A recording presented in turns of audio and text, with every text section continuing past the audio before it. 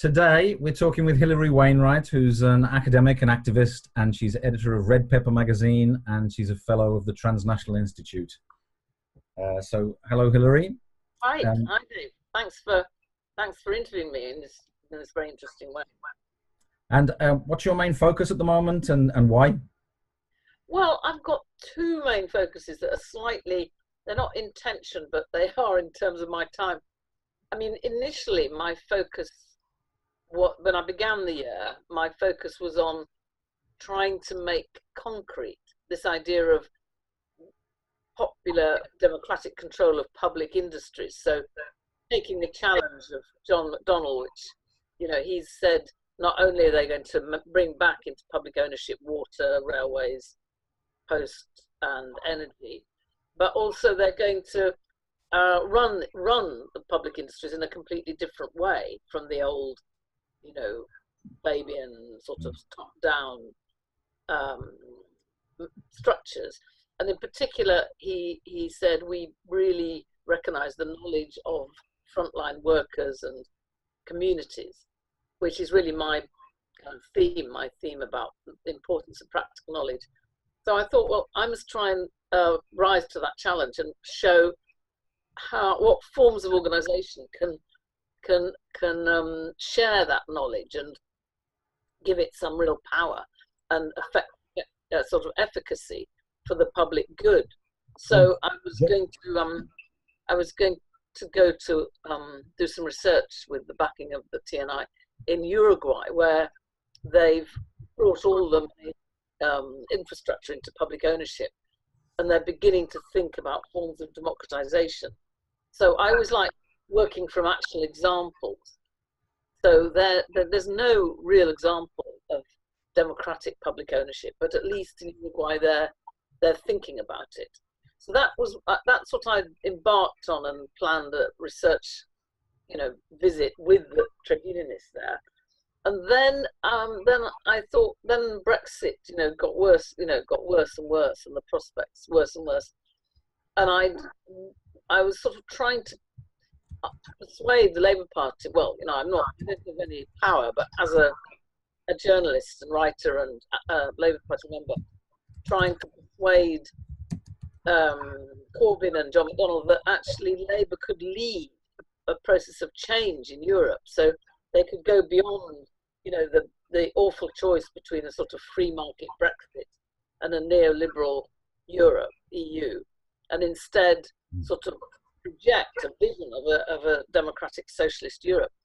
And that I wrote an article on that in the Guardian that had a bit of impact amongst party members, but didn't really influence the leadership, which maybe I can never do. But then I thought, well, a good example that maybe it was best to have examples would be Portugal, where there's an anti-austerity government, left government, sort of that's in the EU, but also very critical of the EU. So in and against, which is a theme I like to pursue. So I'm going to go there next week to interview people about that experience, and then write about that, and then try and put it into the debate. So I'm, you know, in a way, Brexit has so paralyzed, you know, alternative thinking. So I felt I had to address it head on, but without forgetting the work on alternatives that I'm wanting to do. The John McDonnell also said that they double the size of the cooperative sector, which I found really, No, I think there's a lot of possibilities in there. Well, particularly his, because he's the economics, you know, shadow minister, but finance. And I worked with him at the GLC, and he really gets it. You know, he really gets the importance of a new kind of state that supports grassroots activities rather than presumes that it can do it all. Yeah. So I feel we've got to, you know, applies to the people coming to the meeting on the 9th. We've all got to kind of rise to that challenge and prepare. I mean, hopefully for a change of government, and for a government that will be responsive to all the kind of mutual credit, participatory democracy ideas that your members and activists are part of. But we can't rely on a change of government, though, can we? That's the problem. We have to build something that's going to work, whatever the government, really. Yes. Though I do think we do need state support, but not state management, state kind of facilitation. Yeah, yeah. We've got to almost also campaign for a change of government.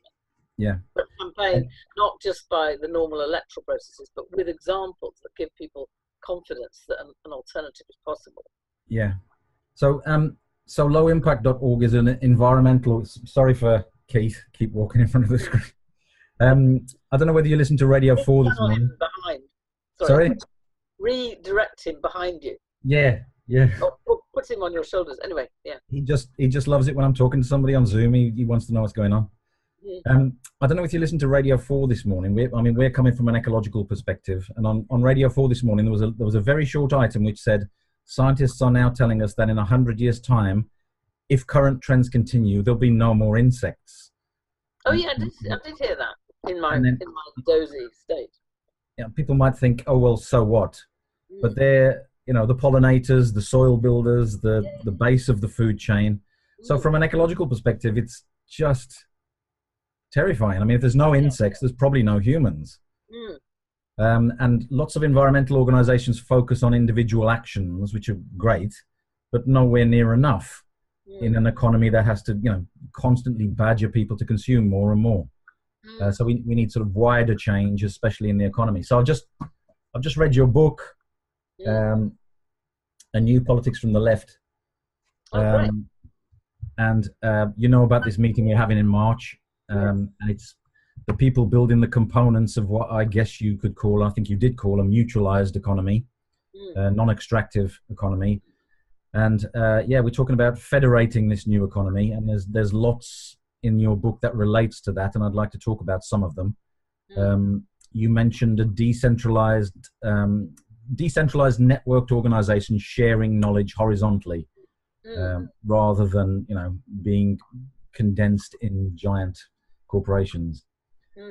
What's your thinking behind that? Why the focus on knowledge when it comes to building a mutualized economy? Well, because I feel that ultimately, and here I'd sort of be sympathetic to Marx, that sort of all value is the source of human creativity, and that well, not unfortunately, but the fact is that in our present society, that value is extracted and is appropriated and privatized, and it's actually a value which is inherently social. I mean, it's the product of social collaboration, and so I feel that an alternative has got to start from that level. It's got to start from the inside of the production process, rather than, the idea of state control and the idea of state socialism was sort of well intended. It was the idea that, well, the state represents the public through a political process of, elections and so on. Therefore, a social economy must go through the state. But I'd say, well, the problem with that is that the state is not, it's not a knowledgeable, it's not a creative institution. I mean, it can support creativity and it can help generate it, but it rests, it's actually a very hierarchical institution, almost inevitably, because it's an organization with an overview, so it's looking down and then issuing commands or setting regulation. Now, I'm not denying that we need that for certain purposes. We need it for health and safety on the railways or in an energy industry, but it should always be a facilitating or limiting framework with the creativity coming from the people. But that creativity, I'm arguing, is not just about science that can be made public and turned into laws that can be easily publicized and centralized. It's actually about people's, what I call tacit knowledge, practical knowledge, that isn't necessarily always explicit. I think the best writer on tacit knowledge, Michael Polanyi, he talked about the things we know but cannot tell, whether it's, designing a amazing piece of energy conservation machinery, or it's cooking some. Could you say that name again? He's called Michael Polanyi. Michael Polanyi, yeah. Yeah. I mean, his brother is more famous, Karl Polanyi, who Yeah, wrote the Great Transformation. But yeah, Michael Polanyi is also interesting from this point of view. He wrote a book called The Tacit Dimension, and he doesn't counterpose it to science. He actually says that science depends on that tacit dimension, the hunches, the intuitions, the kind of knowledge that you share when you go to the photocopier, or it was very important in the women's movement because we had a whole process of, could say it was policy making, but no conventional policymaker would recognize it. We built these consciousness raising groups through which we shared our experiences of unease in our relationships, or in the way the world treated women. And we shared, knowledge that was embedded in emotion, in anger, and in daily experience. But out of that came all sorts of new institutions around healthcare, around centres for women who were victims of male violence, and so on. So, it's really saying we need new forms of organisation that can share that knowledge, and network forms. I mean, they've now become rather trendy, and they're more overlaid by the experience of the internet, but actually they preceded the internet and were more to do with, you could say, movements, sort of collaborating rather than, simply electing a top hierarchy. They would collaborate across localities, and also they stressed initiatives like doing something now rather than passing a resolution as to what should be done by a future government. So that's why I think the sort of, I wouldn't fetishize network. I would say the key principle is collaboration. And how do you see that collaboration? I mean, I've always argued that it should be federation rather than consolidated growth of large units. It should be more in line with federation and keep the units relatively small. It seems to me like the co-op itself, the co-op group, if you walk into a co-op store and ask the staff about cooperatives, they don't really even realize that they're working in a cooperative. It's just a job for them. It's run by management. And then you have the co-op bank, which was absorbed into the corporate sector because it stumbled. But if it was a federation of small units, if any one unit fell over, it wouldn't damage the entire network. Yes, I mean, I think I to be honest, at the moment, I wouldn't say I've got like a kind of design scheme. So it's very much experiment and learning as we go. So I think some kind of collaborative federation, which might lead to new shared institutions, like the very famous experience of the Mondragon co-ops. I mean, I wouldn't fetishize and sort of like romanticize that, but there are elements of it. I think the bank, which is an important innovation, but that was a shared, it was neither centralized nor big, or but it was still a resource. It wasn't that smallness wasn't the key thing. The key thing was that it was meeting a need shared by all the different members of the federation. So I mean, I think federation is only one concept in a kind of, you could call it an ecology, a sort of a set of institutions. Yeah, you mentioned that in your book. I thought that was a really interesting idea to picture it as an ecology, a net of different kinds of organizations just working with each other. Yeah, because you might need a shared bank, you might need shared educational institutions, shared forms of distribution. So when thinking about federation, I think be fairly open-minded about what kinds of institutions, rather than just being a federation of one certain kind of organization. Yeah, there are lots of different kinds of non-extractive institutions, including self-employment. Yes. But it sounds as though, from what you said, that you agree with the labor theory of value. Well, I wouldn't say the whole shebang. I mean, I'd say I agree with the kind of foundation of it, the idea that value, the source of value is human creativity. I mean, all the consequent developments around, you know, the relationship between value and I don't particularly agree with. I mean, there's a lot that goes with that insight about the source of value that's contentious.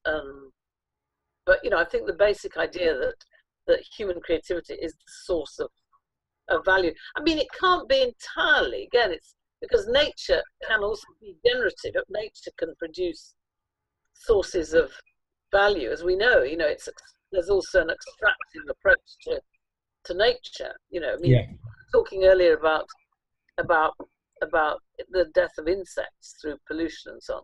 Well, clearly bees are creating value. You know, so I don't think you can't reduce it just to human creativity. It's got to be human creativity in relation to nature as itself a productive, creative force. You've said that this new mutualized economy could be an alternative to the free market and to the centrally planned command economy. And so this is a genuine question. Why wouldn't a mutualized stroke cooperative economy be free? I mean, today's economy, the capitalist economy, why wouldn't a mutualized economy be free? Because you know, the capitalist economy today is anything but free. The state gives huge concessions to multinational banks and corporations in return for money and jobs and threats to leave, and it gives them direct subsidies, and it doesn't collect tax from them properly. It builds infrastructure for them. It protects their patents. It gives banks monopoly control of the money supply. It really rolls over, you know, for the corporate sector all the time. It's not a free market. Whereas if it was an entirely mutualized and cooperative market, it seems that would be a free market, a really free market. Yeah, I mean, I think that there are a number of issues there. I think that there's nothing per se wrong with a market, you know, which is as a means of exchange. I mean, the problem is the dynamic of the market and what frames the market. So, in a sense, I mean, I don't know if you've read a amazing historian called Brodel. Brodel. I haven't. Okay. Anyway, he had a whole theory of the history of capitalism, and he distinguished between. How do we spell his name again? How do we spell his name? Braudel. I think it's Fernando. I'm not sure, but anyway, he had a whole theory of the market and then the anti-market forces of capitalism.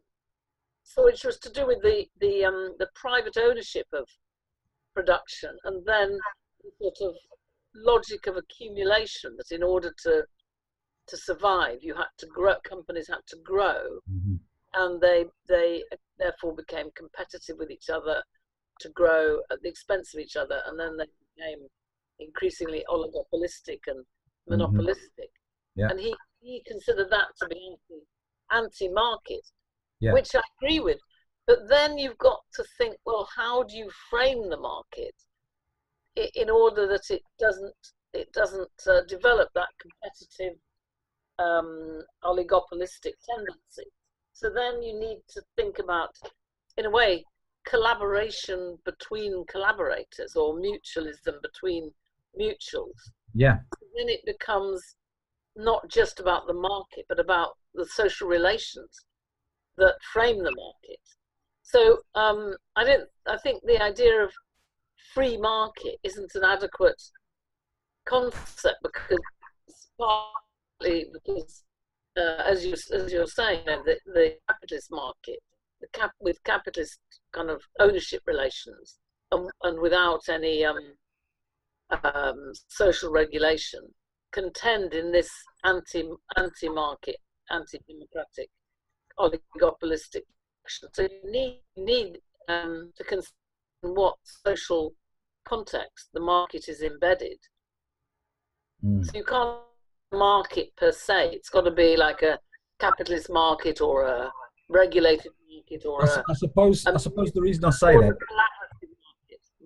Yeah, and the reason I said that, I was involved in a public debate recently, organised by our local transition group, and it was, is there actually an alternative to capitalism? Should we try and sort of tweak capitalism because there's no alternative, or should we think about how to replace it? And of course, I was talking about, they asked me to put the replacement position, and I was talking with somebody who was in the pro-capitalist position, and it turned out during the debate that he was involved in community-supported agriculture schemes and community energy schemes. And I said, well, but why are we arguing? Why are we arguing? That's not capitalism. That's very, very collaborative. And I started talking to a group of libertarians, and they worked in the city, and in the bar after the debate, and they said, we came specifically to barrack you. Oh, really? And we ended up actually agreeing with most of what you said, because what you're talking about is actually a free market. And so that was the crucial phrase, free market, was the thing that didn't scare them, because they thought, okay, actually this isn't nothing to do with a centralized control. No, I mean, but that's the thing, that because maybe the Soviet experience in the Cold War, socialism has been sort of in a way hijacked to mean the centralized command economy. Yeah. Whereas, you know, originally socialism was on the same spectrum as mutualism. I mean, it was just another word. Can I? It's just on the hot hits. Amazingly, can I just open a window? Yeah, sure. I'm not implying that Hackney is some kind of California, but it is kind of hot.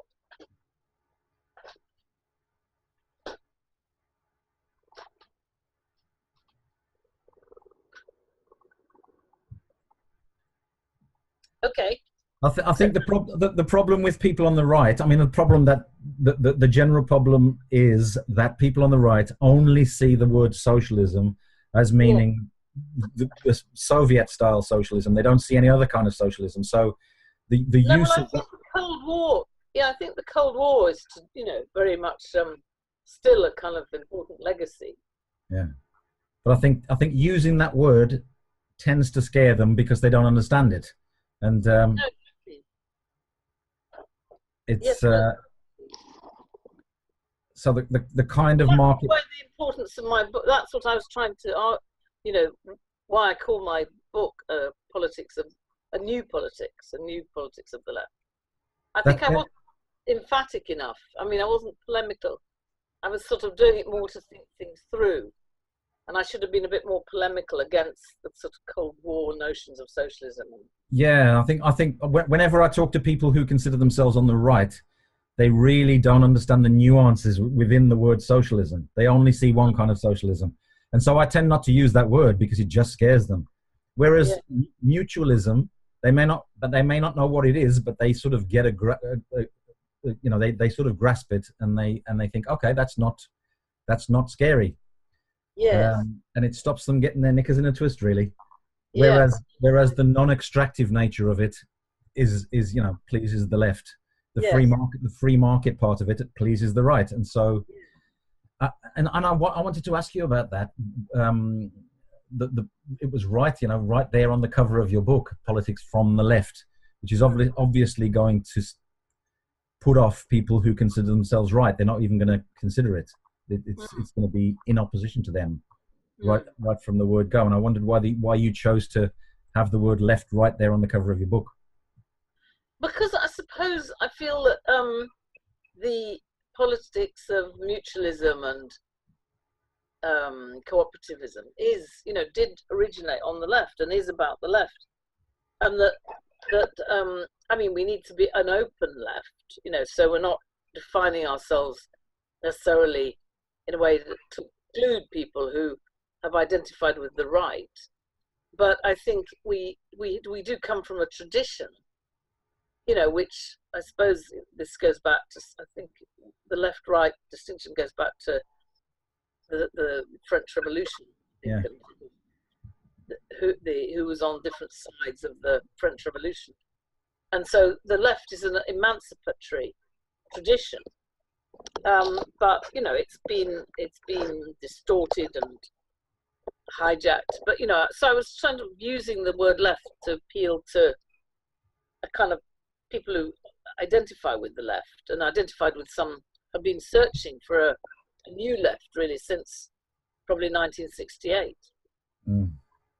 I think you're right that I could have, maybe I'm sort of thinking about whether to do another edition, and maybe that one could be called something, I don't know, I'd take ideas from people, but maybe the new politics for everybody, or the politics of mutualism or something. Yeah. Have you come across Kevin Carson? Yes, in the United States. He's yeah, that's right. He wrote this in California.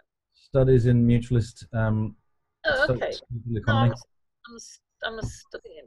Very, very interesting. I think what I got, I think was in California. Some friends recommended him, and they lent me a book he'd done, which sort of brings together a lot of different examples of the mutual economy in the US. Was that this one? Organization theory. It might have been, but clearly I must study him if I do any other further edition or something. His strapline is, or his slogan is free market anti-capitalism. Oh right, okay. Does he dwell on the knowledge issue? I beg your pardon? Does he look at the knowledge question? Not that I can remember. I haven't come across anything specifically on. Maybe his approach is well, he certainly catches people's attention, I think, when he says free market anti-capitalism, because people assume that capitalism is all about the free market. Well, of course, it absolutely isn't. So yeah, his approach is sort of neither left nor right, and he really doesn't see the solution as coming from the state, because he thinks the state is in bed with the corporate sector. Well, it is, yeah, it is. But I mean, it is also where democracy was kind of fashioned. I mean, it's been hijacked by the corporate sector, but in a way, if you think about elections and the right to vote, no taxation without representation. It was a struggle over the state, so that it's been the state which has been the kind of site of democratic struggle. And the question is really how to combine the struggles over the state with the struggles over production, over the economy. And I think you do need both sides of it. And so we do need to rethink the state. We need to mutualize the state in a way, cooperativize the state. Yeah, I mean, it's starting slowly with local authorities. I mean, Preston, what's happening in Preston is really interesting. Yes, the community wealth building. Well, yeah. I think we did at the GLC. I mean, I organised or helped to coordinate a part of the GLC called the Popular Planning Unit, which was part of our industrial. We had an economic strategy, and key to it was popular participation, as well as a whole cooperative support for cooperatives. And so so we tried there to transform the state, which is what they're doing in Preston, mainly through procurement, or a new approach to procurement. Sort of import substitution. Kind of. You talked about power as transformative capacity rather than power as domination, which I really liked. Yeah. There's slowly the beginnings of a sort of a non-extractive infrastructure being built around food and energy and housing and IT. And we have several people working in those spheres coming to the meeting on March the 9th. And I think what we're really trying to discover is how we can... No, you're making me feel really... Wish I could have a helicopter to get from Dorset to... But do have another one. I'm sure we'll have other meetings, yes. And we could use Red Pepper as a bit of a place where some of these ideas are exchanged. That would be a great thing. I will definitely contact you about that. Yeah. I love the concept of ecologies of ownership. So there's many different ways to do things that aren't extractive. It's a bit of a challenge to sort of get them collaborating and get them networked, but it's certainly true. Well, hopefully you'll develop some of those ideas in on the 9th. I hope so. You also mentioned Mary Mellor's ideas, and I think they're also Positive Money's ideas about money and banks as public utilities.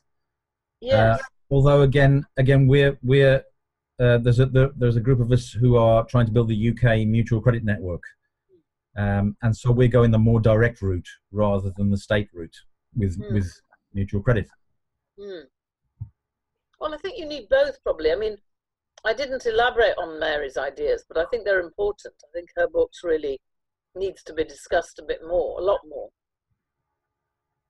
But I think she would see a need for both, you know, a facilitating bringing of the banks, treating them as public utilities, but in order then for them to support mutual credit and decentralized forms of banking and credit and support for local industries, local businesses and co-ops and so on. One of the things that we're looking at in the meeting, hopefully, is the Stafford Beer's viable system model. Oh yeah. No, I was quite inspired by that. I was as a tool to sort of to assist with federation, because federation is notoriously difficult. And you actually mentioned the viable system model directly in your book. So that it was the cybernetic system in Chile, pre-Pinochet. Yes. No, I mean, I'd like to. Such a pity he's no longer with us, because, you know, I feel that he also understood the knowledge issue. At least he began to. I'm not sure how he would deal with tacit knowledge, but he at least built into his system an interactive process of gathering the knowledge and information. I mean, obviously, knowledge and information are different things, but gathering the information about production and so on from the local factories, and then coordinating that, sharing that. So it was a kind of sharing notion of planning rather than a top-down notion. Yeah. So I think it is really important. I'm not sure. It'd be good to work on that with you to see how that can be built on a bit more. Well, we've got a viable system model specialist coming to the meeting, so we're going to question him there. And I mean, maybe you could interview him as well. Yes, no, that would be good. Where's he from? He's based in the UK. He's in India at the moment. He's gone out to help some people set up things using the viable system model in India. You know his name? Trevor Hilder. Trevor Hilder. Okay. No, I would like to. Maybe. Well, we can talk at the end about practically links to make. Let's do that at the end of the interview. Actually, I interviewed Trevor Hilder a few weeks ago, so I'll send you a link to that interview so you can see what he has to say. Yeah. You also talked about people finding the rhythms that suit them without having to go to hundreds of meetings if we start to federate and collaborate. And I read Murray Bookchin's ideas about libertarian municipalism, and I read Michael Albert's Paracon. Yeah. Know about that one? And that's exactly the problem I found with those two ideas. It was like, wow, most people are not going to want to go to this number of meetings. I read Paracon and felt the same. I didn't feel it was organic enough. Yeah. I don't. Murray Bookchin, I've skimmed, but I haven't read enough to understand his idea of how the workings of a system would be. I mean, I suppose my idea, which I think the knowledge thing is crucial here, because what goes on at meetings, or at least what's the theory? The theory is that meetings are about sharing information about decision making. But I mean, a lot of that can happen in practice, you know, as you actually produce a constitution. So in the early days of my thinking on this, I went to an institution produced by the women's movement in Stockholm. It was a women's folk high school. So it was an adult school, a school for for adult women. And it was created by the women's movement there. So it's based on their ethics of democracy and participation. And so my aim was to see this participatory democracy in practice, and it wasn't just about meetings. It was about flows of knowledge and relationships built into how the school was managed, how teachers shared knowledge informally, how classes were run. So it didn't see democracy as sort of separate from the process of production, if you like, the process of actually delivering a service. And I think similarly, in a way, cooperative production isn't about meetings. It's about ways of organizing work. You know, if you look at SUMA or a really good cooperative like that, I'm sure you'd find that the participation is in the process. It's not about meetings. I mean, there'll be meetings, but it won't be simply endlessly about meetings. It'll be about how the work is organized, how the practical knowledge is shared. And also, I mean, I don't know much about liquid democracy, but I do understand the concept of giving your vote to somebody who knows more about that subject than you, and you know and trust them. So therefore, and you can sort of call them to account.